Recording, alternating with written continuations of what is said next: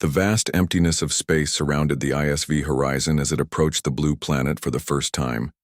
Captain Elaine Murphy stood tall on the bridge, her eyes fixed on the main screen. Earth grew larger by the minute. After centuries of watching from a distance, the Galactic Coalition had finally decided it was time to meet these isolated humans. "Beautiful, isn't it?" she said to no one in particular. Science Officer Dravxil moved beside her. His silvery skin caught the light from the control panels, and his forearms worked quickly over a data tablet.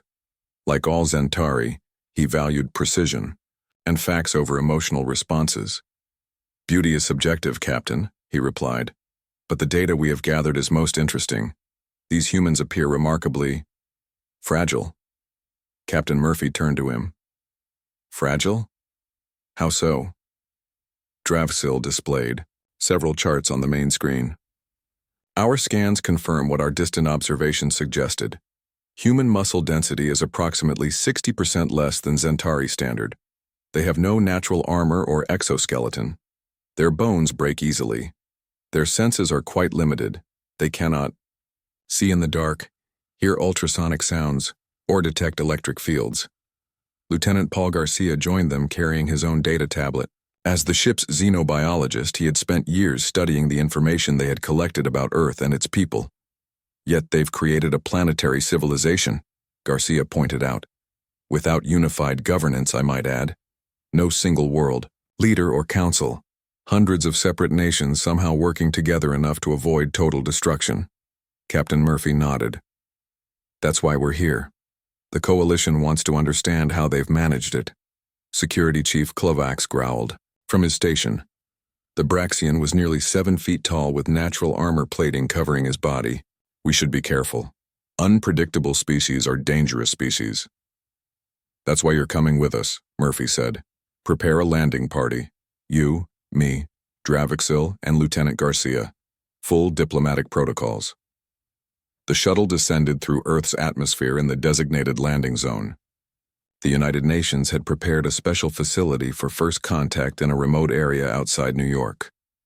As the shuttle touched down, Murphy saw a small group of humans waiting. Just 2 representatives, as agreed, with minimal security personnel, at a distance.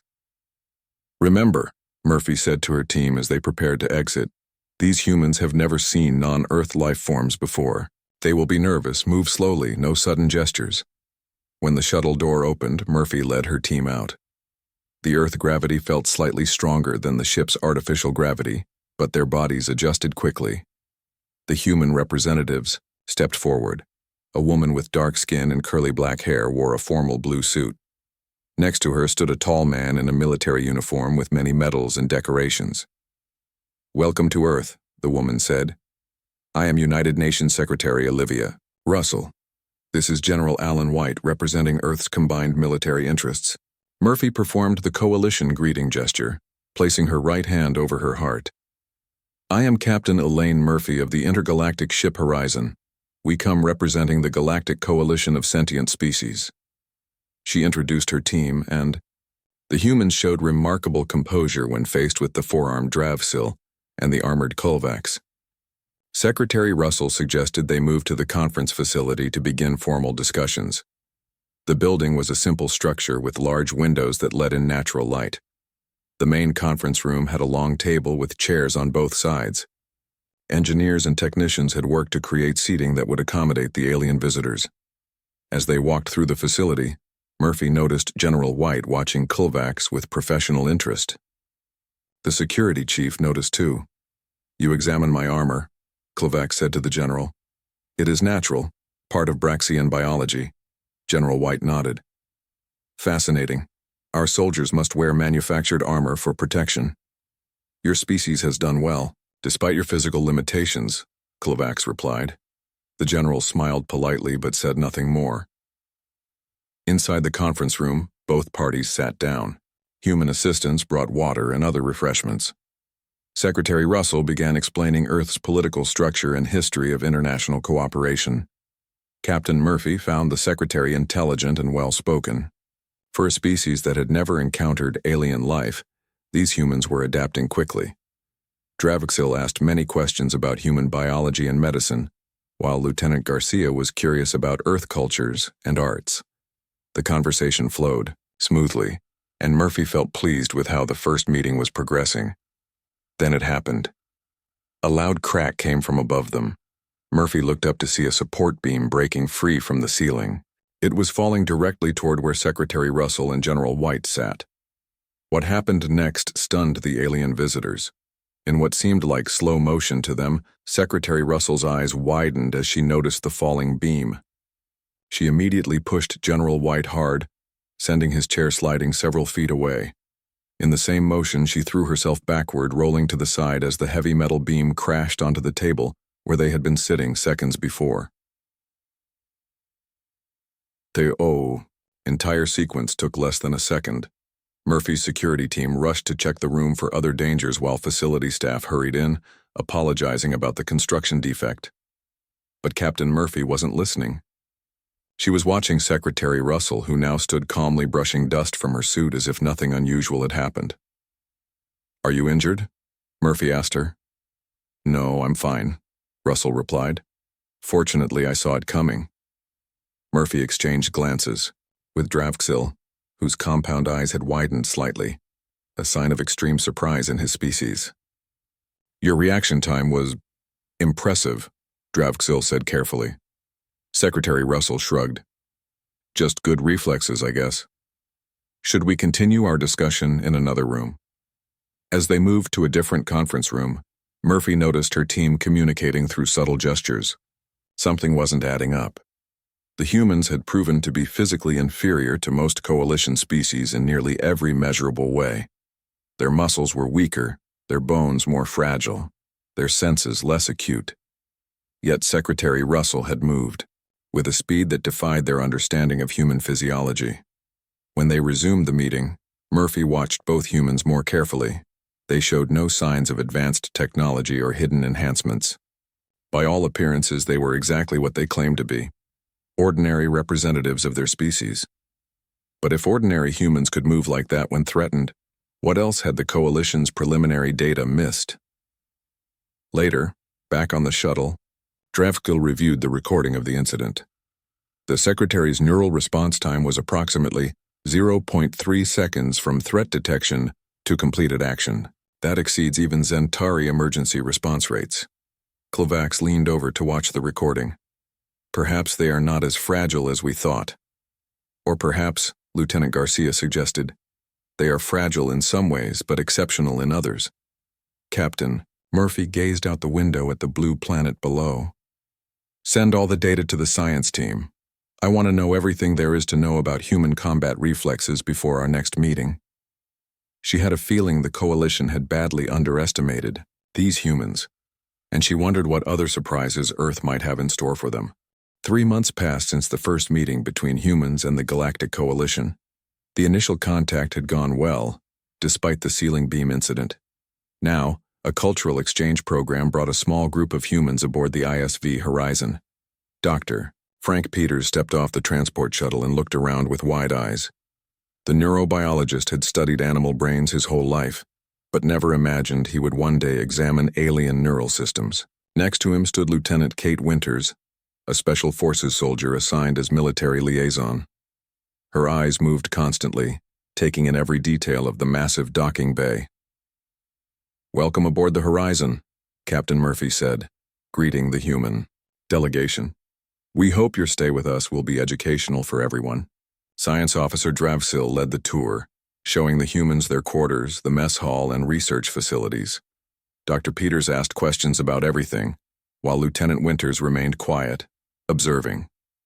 "Our final stop today will be the combat training facility," Dravixil announced. "Many Coalition species enjoy watching combat exercises as entertainment."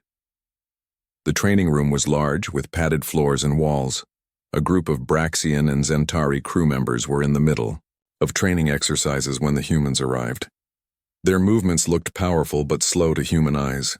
The aliens fought with precise strikes using their natural strengths, the Braxians with their armor and power, the Zentari with their multiple limbs and flexibility. "Fascinating," Dr. Peters said, watching the aliens spar. Is this full speed? Combat training? Security Chief Kovacs nodded. Of course, our reflexes are optimized for maximum tactical efficiency. Lieutenant Winters smiled politely, but Captain Murphy noticed her shift slightly. Having studied human expressions for months now, Murphy recognized signs of something. Amusement? Confusion? She wasn't sure. Would any of you like to try? Kovacs asked the human group. Lieutenant Winters stepped forward. I would, if that's permitted. Kovacs looked surprised but pleased. Certainly. We can set up a simple exercise with safety protocols. A young Zentari crew member volunteered to partner with Winters. The training staff explained the rules. A simple exercise where the Zentari would throw soft practice strikes, and Winters would attempt to block or evade them. Move at whatever speed is comfortable for you, the Zentari said kindly to Winters. I will adjust to your pace. Captain Murphy watched with interest as the exercise began. The Zentari moved forward, throwing a slow, careful strike toward Winters' shoulder. To everyone's surprise, Winters easily sidestepped it. The Zentari increased speed slightly, using 2 of his 4 arms to attack from different angles. Winters blocked one strike and dodged the other. After a few minutes, the Zentari was moving at his normal combat speed. Yet Winters continued to evade or block most strikes. She wasn't stronger than the alien, but she was faster. Much faster than the aliens had expected any human to be. When the exercise ended, the room fell silent. The aliens stared at Lieutenant Winters with new eyes. That was very impressive, Captain Murphy said finally. Where did you learn to move like that? Just standard military training, Winters replied with a shrug. Nothing special. Later that evening, the human visitors joined some of the crew in the ship's recreational area. A group of alien children were also there, part of a school program, to observe the historic first contact with humans. Dr. Peters was deep in conversation with the ship's medical officer about brain structure when a loud alarm sounded. A storage container on the upper level had come loose from its supports. It toppled over the railing, falling directly toward where the alien children were playing. The adult aliens turned toward the danger, but before any of them could move, Lieutenant Winters was already in motion. She sprinted across the room, pushed 3 alien children clear of the falling container, and rolled away herself, all before the container smashed into the floor. The ship's internal sensors recorded the entire incident. When Captain Murphy reviewed the footage later with Dravsil, the science officer could hardly believe what he was seeing. She covered 23 feet in less than 2 seconds, Dravsil said, replaying the video. Her reaction time from alarm to movement was 0.99 seconds. That exceeds even the fastest coalition species reaction times by almost 30%. Captain Murphy leaned back in her chair. Could she have artificial enhancements? Implanted technology? Our scans detected nothing of the sort, Dravsil replied. And Dr. Peters assured me that neural enhancement technology on Earth is still primitive. They have nothing that could produce these results. Murphy thought back to Secretary Russell's similar display of speed during their first meeting on Earth. So this is natural for humans? But how can that be? By every physical measure we've taken, humans are slower and weaker than most coalition species. Perhaps we are measuring the wrong things, Dravsil suggested. Or perhaps human capabilities change under different conditions. The next day, Captain Murphy invited Dr. Peters to her office. She decided a direct approach might yield answers. Dr. Peters, I'm curious about human reaction speeds in emergency situations. We've noticed some interesting patterns. Dr. Peters nodded enthusiastically. You mean our fight-or-flight response? Yes, it's quite remarkable. Human bodies can perform at much higher levels when we perceive danger. How much higher? Murphy asked. Well, under normal conditions, our reaction time to visual stimulus averages around 0.25 seconds. But under threat conditions, that can drop to 0.05 seconds or less. Our muscles can generate up to 50% more force. Speed increases dramatically, and our pain perception decreases. Murphy tried to hide her surprise. That's a significant difference. Do all sentient species not share this trait? Dr. Peters looked thoughtful. I assumed they did. Are you saying coalition species don't experience this kind of emergency response? Before Murphy could answer, her communication device buzzed. She excused herself to take the message in private. Captain, Security Chief Kulvax's voice came through. We have a situation. A coalition military vessel has just entered the system without authorization. They're requesting to dock with us immediately. On what grounds? Murphy asked. They claim to have urgent intelligence about the humans. Captain, I recognize the ship identifier. It belongs to Admiral Rezkhan. Murphy's blood ran cold. Admiral Rezkhan was a known supporter of the hegemony purists, a faction within the coalition that opposed contact with new species. His presence here could only mean trouble. Stall them, she ordered. I'm on my way to the bridge. As she hurried through the corridors, Murphy couldn't help but wonder if the humans' unusual combat reflexes were the real reason for the Admiral's sudden appearance. Had the purists been watching their first contact mission all along? And if so, what did they plan to do with this information about human capabilities? One thing was becoming clear. There was much more to these seemingly fragile humans than anyone in the Galactic Coalition had imagined. Captain Murphy stood on the bridge of the ISV Horizon, watching as the unauthorized coalition vessel approached. Her first officer, Commander Loren, worked quickly at his station to analyze the ship. It's definitely Admiral Rezekhan's personal vessel, the Enforcer, Commander Loren confirmed. They're claiming to have urgent security information regarding the human delegation. Open a channel, Murphy ordered. The main screen flickered to life, showing the stern face of Admiral Rezkhan. His gray skin and ridge-lined forehead marked him as a Valkyrie, one of the oldest species in the coalition. Captain Murphy, the Admiral, said, his voice cold. I must board your vessel immediately. We have credible intelligence that the humans may pose a significant threat to coalition security. Murphy kept her expression neutral. Admiral, we have followed all first contact protocols. The human delegation has been thoroughly scanned and monitored. We have detected no threats. There are threats beyond weapons, Captain, Rezkhan replied. My team has analyzed the data you've been sending back to Coalition headquarters. These humans demonstrate combat capabilities that were not disclosed in their initial biological profile. We are still learning about their physiology, Murphy said carefully. As with any new species, the Admiral cut her off. I will be boarding in 30 minutes with my security team. Have the humans confined to quarters until we arrive. Rezkhan out. The screen went dark before Murphy could respond. Science Officer Dravxil approached her. Captain, I believe the Admiral is referring to the incident with Lieutenant Winters yesterday. My report on human reaction speeds was only transmitted to headquarters this morning. That was fast, Commander Loren muttered, almost as if he was waiting for it. Murphy made a quick decision. Loren, delay the Admiral's docking with technical issues. Buy us at least 2 hours. Dravxil, I want you to continue your research. With Dr. Peters immediately. Find out everything you can about these human combat reflexes, and find Dr. Patel too. She's the other human scientist on board. Dr. Nina Patel was already in the medical lab with Dr. Peters when Dravxil arrived.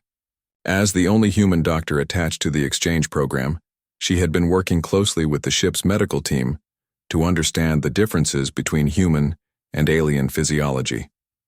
We need to discuss human neural response patterns, Dravxil said without preamble. Specifically why your reaction speeds increase so dramatically under threat conditions. Dr. Peters looked excited. I was just showing Dr. Patel the comparative brain scans we took yesterday. The differences are fascinating. He pulled up several images on the main screen. This is a Zentari brain during normal activities, and this is during combat training. You can see slight increases in activity in these regions. He switched to another image. And this is a human brain during rest, compared to a human responding to a perceived threat. The difference is much more dramatic. Dr. Patel watched Dravxil's reaction carefully. What's happening? She asked. Why the sudden interest in our neural patterns? Dravxil hesitated, then decided honesty was best. Admiral Rezkhan of the Coalition Security Forces is currently approaching the horizon. He believes humans may pose a threat based on our observations of your combat reflexes. Dr. Patel's eyes widened. That's ridiculous. Yes, humans can react quickly in emergencies, but we're hardly a threat to species with your advanced technology and natural advantages. Nevertheless, Dravsil said, I need to understand exactly how your neural system works under stress. Dr. Peters, please continue. Dr. Peters pointed to several regions of the human brain scan. The key difference is how our brain processes threats. When a human perceives danger, the signal bypasses our normal neural pathways. Instead of going through the usual processing centers, it creates a direct link between perception and action. Like a neural shortcut, Dr. Patel added. Exactly, Peter said. Our conscious mind doesn't need to approve the action first. That's why humans can sometimes perform actions they don't even remember during extreme danger.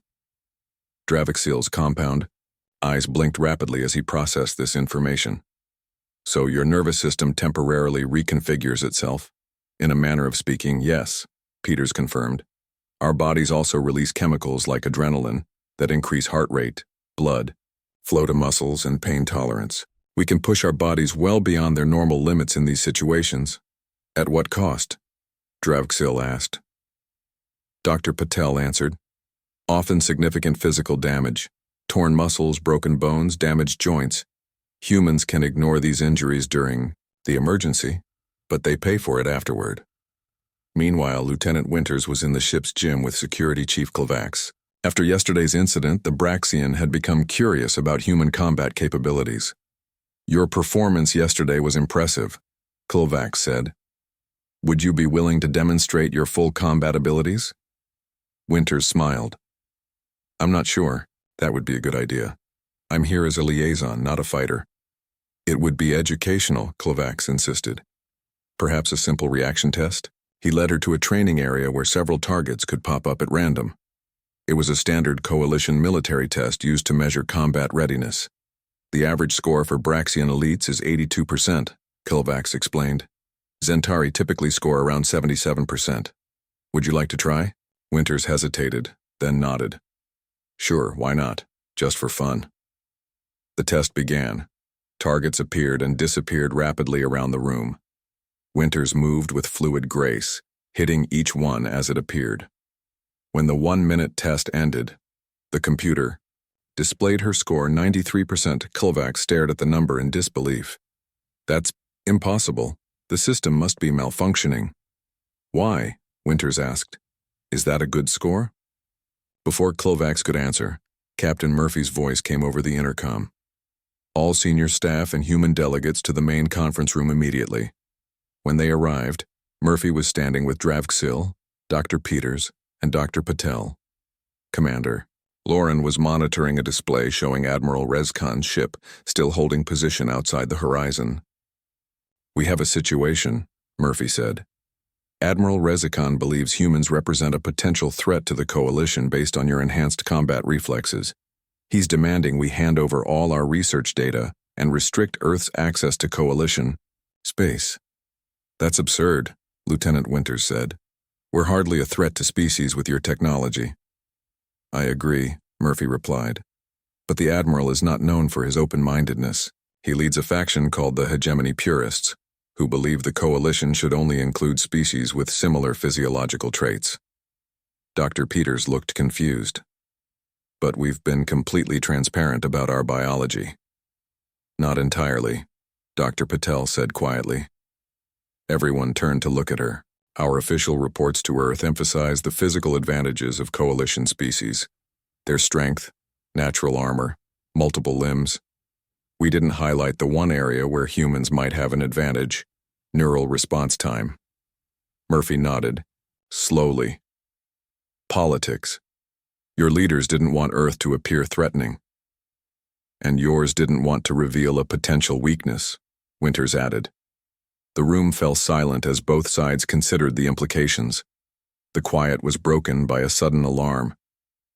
Commander Lauren checked his console and his expression darkened. Captain, the Admiral's ship has launched smaller vessels. They're heading for our docking bays and they're powering weapons. Red alert, Murphy ordered. Shields up. Security teams to all docking areas. She turned to the humans. I think Admiral Rezkan has decided to take matters into his own hands. The question is, what does he really want with you? As the alarm echoed through the ship, Lieutenant Winters moved closer to Dr. Patel and Dr. Peters. Her eyes had that same focused look Captain Murphy had noticed during the falling container incident. "Stay behind me," Winters said quietly. "If anything happens, move only when I tell you to move." The humans might be physically weaker than their alien hosts, but as the Horizon prepared for an unwanted boarding party, their unique combat reflexes were about to be tested in ways none of them had imagined. Red emergency lights flashed throughout the ISV Horizon as the crew rushed to defensive positions. Captain Murphy hurried down the corridor with the human delegates, heading for the secure command center. "Admiral Rezekhan has launched boarding craft," Murphy explained as they moved. "His actions violate multiple coalition protocols. I've sent an emergency signal to headquarters, but it will take hours for any support to arrive." An explosion rocked the ship, causing everyone to grab the wall for balance. "They've breached the outer hull in Section 7, Commander Lauren reported, through the communication system. "Security teams are engaging, but they're using stun weapons that affect our nervous systems. Our people are dropping fast." Captain Murphy made a quick decision. "Change of plans. We need to split up. Lauren, get the human delegates to the emergency shuttles." "No," Lieutenant Winters said firmly. "I'm staying to help." "Me too," Dr. Patel added. "I'm a doctor. People will be hurt." Dr. Peters nodded his agreement. "Whatever Rezekhan wants with us, running won't solve the problem." Another explosion shook the ship before Murphy could argue. The lights flickered and went out, leaving only the dim emergency lighting. The ship's computer voice announced, "Primary power systems offline. Switching to emergency power." "Captain." Security Chief Kelvax's voice came through Murphy's communicator, strained and urgent. "The Admiral's forces have some kind of new technology. It targets neural pathways. All our people are being incapacitated instantly." Murphy looked at the humans with sudden understanding. "A weapon designed to overload neural signals. It would affect all coalition species with our similar nervous system structures." "But not humans," Dr. Peters said, eyes widening. "Our neural pathways are different enough that it might not work the same way on us." "Or at all," Dr. Patel suggested. Captain Murphy nodded. "That might be why Rezekhan is here. Not because he fears your abilities, but because he wants to study them or use them." A group of armed figures appeared at the end of the corridor, wearing dark armor with the hegemony purist symbol. One raised a weapon and fired. A wave of energy pulsed through the hallway. Captain Murphy and the other alien crew members collapsed instantly. The three humans remained standing, though they felt a mild tingling sensation throughout their bodies. "It didn't work," one of the attackers said, surprise evident in his voice. Lieutenant Winters pushed Dr. Peters and Dr. Patel behind her. "Run," she whispered. "Get to the medical bay. I'll hold them off." As the doctors turned to flee, the attackers rushed forward. What happened next would later become famous in coalition security training videos. Lieutenant Winters moved with a speed that made her almost blur to the alien's vision. Before the first attacker could react, she had disarmed him and used his weapon against the others, firing at their legs to disable rather than kill. 2 went down, but 3 more kept coming. Winters grabbed a metal panel that had fallen from the ceiling during the explosions and used it as a shield against their weapon fire. She charged forward, ramming into the group with enough force to scatter them.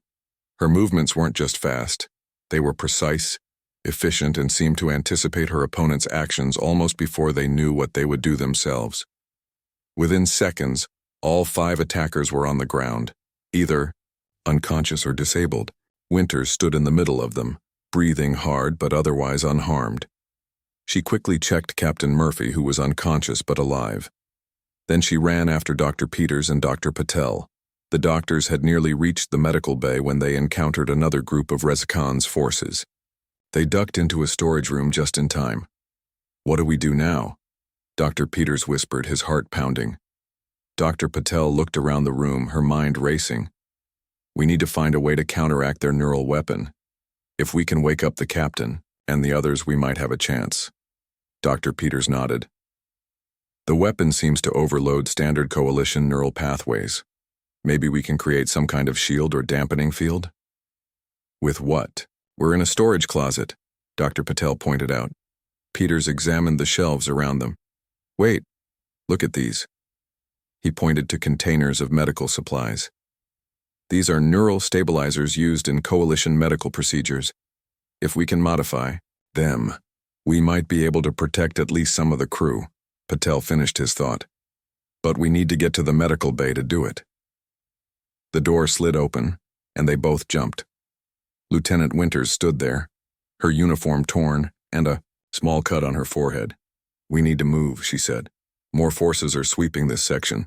Together, they made their way through service corridors, avoiding the main hallways where Rezkan's troops patrolled. When they finally reached the medical bay, they found it empty except for the ship's chief medical officer, Dr. Vazix, who lay unconscious on the floor. Dr. Patel immediately began checking his vital signs. He's alive, just unconscious like the others. Dr. Peters grabbed medical equipment and the neural stabilizers he'd mentioned earlier. I think we can modify these to create a counter-frequency to their weapons. It won't stop the effect completely, but it might reduce it enough that coalition species can function. As the doctors worked, Lieutenant Winters secured the doors and checked the ship's systems from a medical bay terminal. Most of the crew is down, she reported. Rezkan's forces are methodically taking control of each section. They seem to be looking for something specific. Us, Dr. Patel said without looking up from her work. Or more specifically, information about human neural structures. After 20 minutes of intense work, Dr. Peters held up a small device. I think this will work, but we can only make a few with the supplies we have. They'll have to be attached directly to the base of the skull to protect the central nervous system. Start with Captain Murphy and Security Chief Kovacs, Winters suggested. We need leadership and combat support. A new alarm sounded throughout the ship. Winters checked the terminal again and her expression grew even more serious. They've accessed the main computer. They're downloading all the research data on human physiology, and they're setting a course for Earth. The three humans exchanged worried glances. Whatever Admiral Rezkan's true plans were, they couldn't be good for Earth.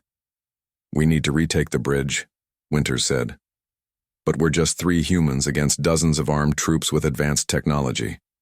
Doctor, Peters looked at the neural shield device in his hand, then at his companions. 3 humans with combat reflexes they don't understand and can't counter. I think the odds might be more even than they realize. Dr. Patel nodded, a determined expression on her face. They came here expecting fragile, slow creatures. Let's show them what humans can really do when threatened. As they prepared to leave the medical bay on their desperate mission to save both the horizon and Earth, Lieutenant Winters allowed herself a small smile. If there's one thing humans have learned over thousands of years of warfare, it's how to be dangerously unpredictable. Let's move. Dr. Peters carefully attached the neural shield device to the back of Captain Murphy's neck. The small device hummed softly as it activated. After a few seconds, Murphy's eyes fluttered open. What happened? She asked, trying to sit up. Admiral, Rezkan's forces have taken over most of the ship, Lieutenant Winters explained quickly. They're using weapons that target coalition neural pathways. They don't affect humans the same way. Murphy processed this information rapidly. How many crew are still functional? Just us for now, Dr. Patel said. We only had enough materials to make 3 shield devices. We used one on you, and we're saving the others for Security Chief Kovacs and Science Officer Dravik. Captain, Murphy stood up, still a bit unsteady. We need to find them quickly. Rezkan will be heading for the bridge if he's not there already. The small group moved cautiously through the service corridors. Dr. Peters consulted a ship schematic on a handheld device. According to the ship's sensors, there's a group of prisoners being held in the cargo bay. That might be where they're keeping the senior officers. They changed direction, heading toward the cargo bay. As they moved, Captain Murphy asked, "Did you discover why the neural weapons don't affect humans?" Dr. Patel nodded. It targets the standard neural pathways that all coalition species share. Human brains are wired differently. Our neural responses under threat conditions bypass the pathways their weapons affect. Ironic, Murphy said. The very thing Rescon fears about humans is what's allowing you to fight back. They reached the cargo bay access corridor and spotted 2 guards outside the main door. Lieutenant Winters motioned for the others to stay back. "Let me handle this," she whispered. Before anyone could object, Winters was moving. She sprinted down the corridor at full speed. The guards raised their weapons, but Winters was already changing direction, bouncing off the wall and launching herself feet first into the first guard. He went down hard. The second guard fired his weapon, but Winters had already rolled behind a storage container. She emerged on the other side and threw a metal pipe with perfect accuracy, knocking the weapon from his hands. Seconds later, both guards were unconscious and Winters was opening the cargo bay door. Inside, they found about 20 crew members, including Klovax and Dravksil. All were sitting on the floor, awake but wearing neural restraint collars that prevented them from moving. Dr. Peters went straight to Klovax and attached one of the remaining shield devices to his neck. Dr. Patel did the same for Dravksil. The hour, devices hummed and sparked against the restraint collars, shorting them out. "That was unexpected but helpful," Dr. Peters said as the 2 alien officers stood up. "What's the situation?" Klovax asked immediately. Captain Murphy quickly explained what they knew while Dr. Patel and Dr. Peters examined the neural restraint collars. "I think we can modify these collars to work as temporary shields for the rest," Dr. Patel suggested. "It won't be perfect, but it might give them enough protection to function." "Do it," Murphy ordered. "We need every advantage we can get." While the doctors worked, Lieutenant Winters and Security Chief Klovax discussed strategy. "We need to retake the bridge," Winters said, "but they'll have it heavily guarded." Klovax nodded. "There is another way. We can access the bridge through the emergency maintenance shafts. They're small, designed for repair drones, but a human could fit through them." "What about the neural weapon?" Murphy asked. "Even with our improvised shields, most of the crew will be vulnerable." Dr. Peters looked up from his work. "We might be able to overload their weapon system. If we can access the main engineering controls, we could create an electromagnetic pulse that would disable all energy weapons temporarily." "How temporarily?" Klovax asked. "Maybe 5 minutes," Peters estimated. "Enough time to act, but we'd need to be in position first." Captain Murphy made her decision. "Here's the plan. Lieutenant Winters will access the bridge through the maintenance shafts while we create a diversion in engineering. Once the EMP is triggered, we'll have 5 minutes to retake the ship." The improvised shields were distributed to the crew members.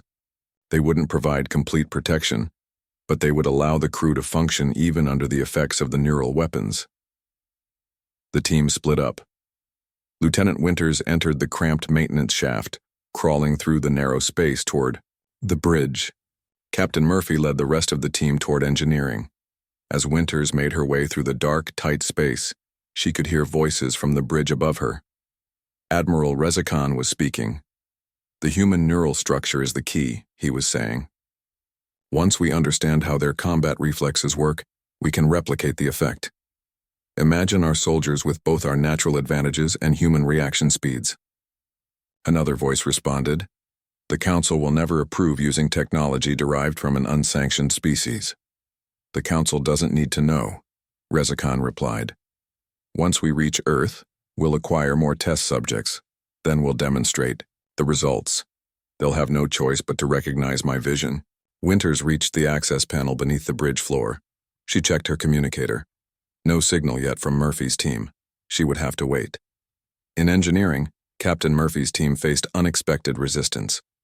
A large group of Rezakhan soldiers guarded the main control room. "We need a distraction," Murphy whispered to Klovax. Dr. Peters overheard them. "I have an idea," he said. He pointed to a coolant pipe running along the wall. "If we rupture that pipe, it will release cold vapor. It's not dangerous, but it will fill the room with fog." "Good thinking," Murphy said. "On my signal." Dr. Peters prepared to breach the pipe while the others readied themselves to move. Murphy gave the signal, and Peters struck the pipe with a heavy tool. Cold vapor immediately began filling the corridor. In the confusion that followed, the team forced their way into engineering. The neural weapons fired by Rezakon's forces had reduced effect thanks to the shields, allowing Murphy's crew to fight back. Dr. Patel reached the main console and began programming the electromagnetic pulse. 30 seconds to EMP, she called. Out, Murphy activated her communicator. Winters, EMP in 30 seconds, be ready. On the bridge, Lieutenant Winters received the message and prepared to move. When the lights flickered and all electronic devices temporarily went dead, she pushed open the access panel and emerged onto the bridge. Admiral Rezkan and his bridge crew were momentarily confused by the power fluctuation. By the time they realized what was happening, Winters was already in motion. She moved with that same incredible speed, disarming 2 guards before they could react. Captain Murphy and the others arrived moments later through the main doors, having fought there, way up from engineering. Within minutes, the bridge was secure. Admiral Rezkan stood surrounded by Captain Murphy's crew, his plan thwarted. "This is an outrage," Rezkan sputtered. "I was acting in the best interest of the Coalition." By attacking a Coalition vessel? By planning to attack Earth? Murphy asked coldly. "I don't think the Council will see it that way." 2 weeks later, Captain Murphy stood in the Council chamber on the Coalition homeworld. Admiral Rezkan had been stripped of his rank and was awaiting trial for his actions. Dr. Peters and Dr. Patel presented their findings on human neural structures to the assembled council members. Lieutenant Winters demonstrated human combat reflexes in a series of carefully controlled tests. "We propose a new understanding between Earth and the Coalition," Captain Murphy said to the council. "Each species has evolved different strengths and abilities. Humans may not have the physical advantages of many Coalition species, but their unique neural architecture gives them capabilities that complement our own." The head of the council, an ancient Zentari, nodded slowly. "It seems we have much to learn from each other." The vote is unanimous. Earth will be invited to join the Galactic Coalition as a full member. As the humans prepared to return to Earth with the historic news, Captain Murphy approached Lieutenant Winters. "You know, when Rezkan first arrived, I was worried that human combat reflexes would frighten the Coalition. Instead, they've shown us all something important." "What's that?" Winters asked. "That strength comes in many forms," Murphy replied, "and that the best path forward isn't to fear our differences, but to understand and value them." Winters smiled. "Maybe that's the real lesson in all this. Not what's up with human combat reflexes, but what happens when different species learn to see past their first impressions." And as the ISV horizon set course for Earth, humans and aliens worked side by side, each bringing their unique abilities to face whatever challenges the universe might hold for them next.